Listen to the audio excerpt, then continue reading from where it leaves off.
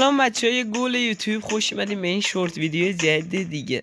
بچهای گل، امروز اومدم شرایط ورود به گیلد خودم رو بگم، یعنی آیر ترک.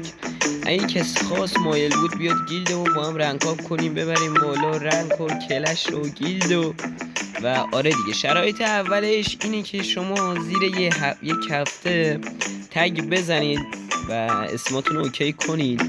و شرایط دوم، بیشتر از 2 روز آفلاین نباشید.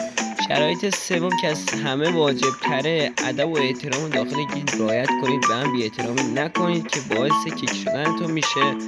و آره دیگه، شرایط دیگه ای نداره. و اگه کسی خواست بیاد داخل گیلد، حتما آیدیشو زیر همین شورت ویدیو کامنت کنه و از گیلدش لفت بده و منم بتونم بهش اد گیلد بدم و بیاد داخل گیلد.